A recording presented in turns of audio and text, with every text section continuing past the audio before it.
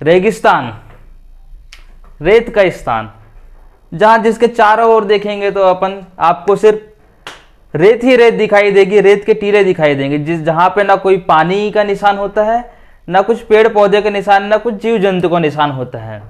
तो यदि हम ऐसी जगह पे खो जाएं तो क्या करेंगे?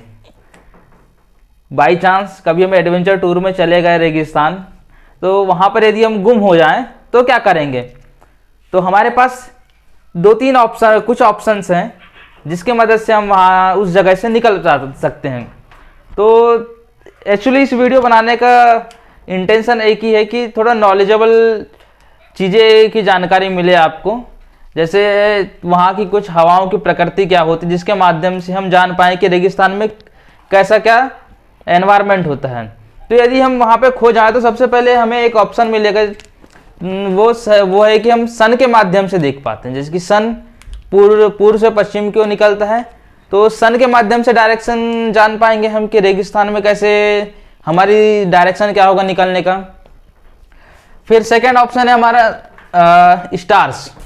रात के समय नाइट में जब स्टार्स होंगे तो स्टार्स में भी ऐसे कुछ स्टार होते हैं, जैसे कि शुक्र तारा होता है, फिर हमारे बहुत से तारामंडल होते हैं, सप्तऋषि तारामंडल, उसके माध्यम से हम डायरेक्शन निकाल पाएंगे। लेकिन ये जो ऐसे दो ऑप्शन हैं जहां पे हमें पता नहीं रहता, क्या है कि रेगिस्तान में हम चारों ओर देख पाएंगे तो हमें जानकारी नहीं रहेगी दिशाओं की, और कुछ ऐसे सामान्य से नागरिक हो जिन्हें पता भी नहीं रहता है।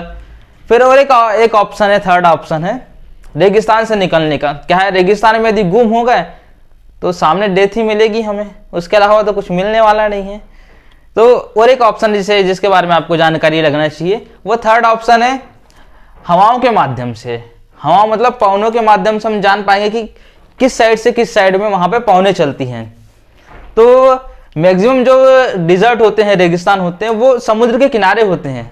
समुद्र के किनारे जैसे कि मैक्सिमम डिजर्ट सिर्फ 2-3 ही जो डिजर्ट होते हैं जो समुद्र के किनारे नहीं है, जैसे जो शीतकालीन मरुस्थल होते हैं, शीत मरुस्थल, कोल्ड मरुस्थल, जैसे लद्दाख में हमारा, फिर उधर चले गए अपना चीन साइड, चीन मतलब मंगोल में है अपना, वहां पर है अपना एक रेगिस्तान। फिर ऐसे कुछ रेगिस्तान है जो शीत रेगिस्तान कहलाते हैं। लेकिन जो अधिकांश जो ड्राई रेगिस्तान होते हैं, डिजर्ट जिसे कहते हैं, वो समुद्र के किनारे होते हैं। तो क्या होता है समुद्र के किनारे, समुद्र जब हम क्या होता है वहां पे जो हवाएं चलती हैं, उनके हवाओं का जो डायरेक्शन होता है उनसे हम निकल सकते हैं बाहर रेगिस्तान से। वो कैसे, चलिए हम जानते हैं इसके बारे में। तो जैसे आप स्क्रीन में देख पा रहे होंगे समुद्र के किनारे रेगिस्तान है।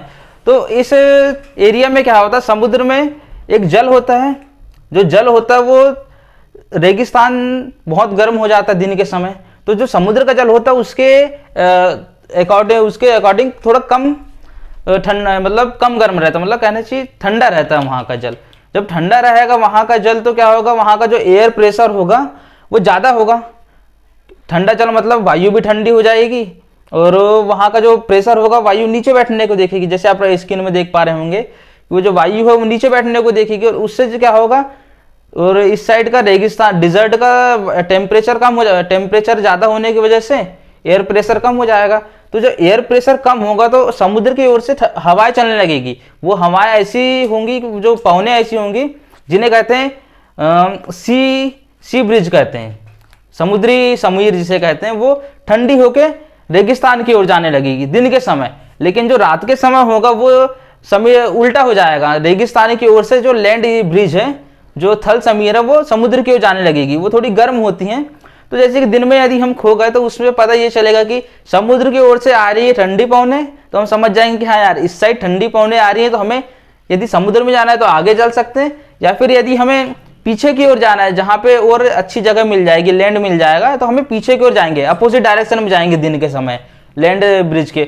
और नाइट के समय जाएगी डिजर्ट से समुद्र की ओर पवनें जाएंगे, तो हम समझ जाएंगे कि हमें किस साइड जाना है। यदि लैंड ब्रिज के समीर के अकॉर्डिंग चलेंगे, वायु के अकॉर्डिंग, तो हमें समुद्र पहुंच पाएंगे रात में। यदि उसके अपोजिट चलेंगे तो हम जमीन में चले जाएंगे, लैंड की ओर। तो आई होप आपको ये वाली इन्फॉर्मेशन अच्छी लगी होगी।